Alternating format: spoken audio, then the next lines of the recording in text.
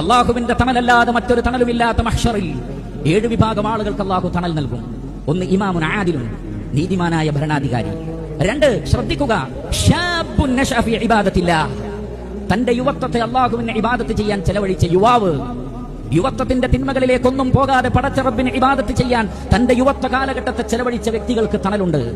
വറജുലു ഖൽബുഹു മുഅല്ലഖുൻ ഫിൽ മസാജിദ്, പള്ളിയുമായി ഹൃദയത്തെ ബന്ധിപ്പിച്ചവനാരോ ആ വ്യക്തിക്കുമുണ്ട് തണൽ. അഥവാ ഇബാദത്തിന് വേണ്ടി തന്റെ ജീവിതത്തെ മാറ്റിവെച്ച വ്യക്തികൾ. അതേപോലെ തന്നെ വറജുലുൻ ദക്കറല്ലാഹ ഖാലിയൻ ഫഫാദത് ഐനാഹു, ഒറ്റക്കിരുന്ന റബ്ബിനെ ഓർത്ത് കരഞ്ഞ വ്യക്തി, ആ വ്യക്തിക്കുമുണ്ട്. വറജുലുൻ തഹാബാ ഫില്ലാഹ് ഇജ്തമഅ അലൈഹി വഫ്തറഖ അലൈഹി, അല്ലാഹുവിന് വേണ്ടി സ്നേഹിച്ച 2 ആളുകൾ, ആ സ്നേഹത്തിന്റെ പേരിൽ അവർ കണ്ടുമുട്ടുന്നു, അവർ പിരിയുന്നതും ആ സ്നേഹത്തിന്റെ പേരിൽ, അഥവാ കണ്ടുമുട്ടി പിരിയുന്നതും ആ സ്നേഹത്തിന്റെ പേരിൽ. റബ്ബിനു വേണ്ടി സ്നേഹിച്ച, ആത്മാർത്ഥമായി സ്നേഹബന്ധം പ്രകടിപ്പിച്ച സുഹൃത്തുക്കൾ.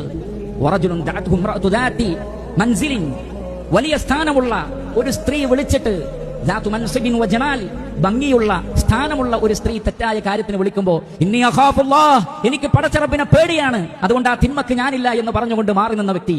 വറജുലുൻ തസദ്ദഖ സദഖതൻ, മറ്റൊരാൾ ഒരു സദഖ നൽകി, ഹത്താ ലാ തഅലമു ശിമാലു മാ സനഅത് യമീനു, തന്റെ വലത് കൈ ചെയ്തത് എന്താണ് എന്ന് ഇടത് കൈക്ക് പോലും അറിഞ്ഞിട്ടില്ല എന്ന് പറഞ്ഞാൽ, ഒരാളും അറിയാതെ, ആരെയും കാണിക്കാതെ, ആരോടും പറയാതെ നൽകിയ സദഖ.